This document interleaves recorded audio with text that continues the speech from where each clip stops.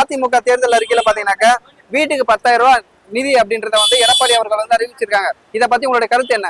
எடப்பாடி அரசு 10,000 ரூபாய் கொடுக்கறதுனால அது பிரயோஜனமா தான் இருக்கும்.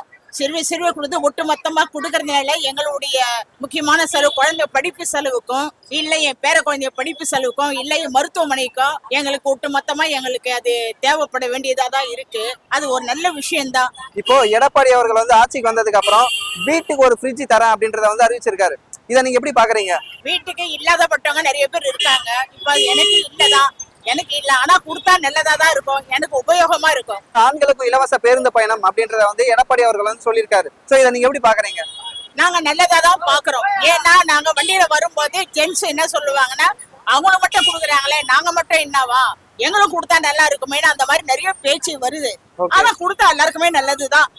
இல்லாத வயசானவங்க இல்லாதப்பட்டவங்க நிறைய பேர் சில்லறையை பொறுக்குறாங்க, அவங்களுக்கும் அது கொடுத்தா ரொம்ப யூஸ்ஃபுல்லா இருக்கும். அதிமுக ஆட்சிக்கு வந்ததுக்கு அப்புறம் வருஷத்துக்கு 3 சிலிண்டர் மானியமா தரோம் அப்படின்றத வந்து எடப்பாடி அவர்கள் வந்து சொல்லியிருக்காங்க. இதை நீங்க எப்படி பாக்குறீங்க?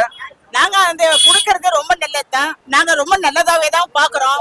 அதுவும் நாங்க எதிர்பார்த்துட்டு இருக்கோம், கொடுத்தா நல்லது. சரிங்க பாட்டி, இப்போ ரேஷன் கடையில வந்து நீங்க வாங்குற பொருட்களை வந்து விலை கொடுத்து தான் வாங்கிட்டு இருக்கீங்க. இப்போ எண்ணெயா இருக்கட்டும், பருப்பா இருக்கட்டும், இப்போ எடப்பாடி அவர்கள் வந்து ஆட்சிக்கு வந்ததுக்கு அப்புறம் அரிசி, பருப்பு, எண்ணெய் எல்லாத்தையுமே வந்து ஃப்ரீ பண்ணி தரேன்னு சொல்லியிருக்காரு. இதை நீங்க எப்படி பாக்குறீங்க? ஏழைப்பட்ட மக்களுக்கு அது கொடுத்தா ரொம்ப பயங்கரமா யூஸ்ஃபுல்லா இருக்கும். ஏன்னா அது எங்களுக்கு ரொம்ப யூஸ்ஃபுல்லா தான் இருக்கும். எவ்வளவு பேர் இருக்காங்க வாங்குறவங்க வாங்காதவங்க எல்லாம், அது வந்தா அது ஒரு சந்தோஷமான விஷயம்தான். நல்லாட்சினா எடப்பாடியார் தான். வாக்களிப்பீர் இரட்டை இலைக்கே.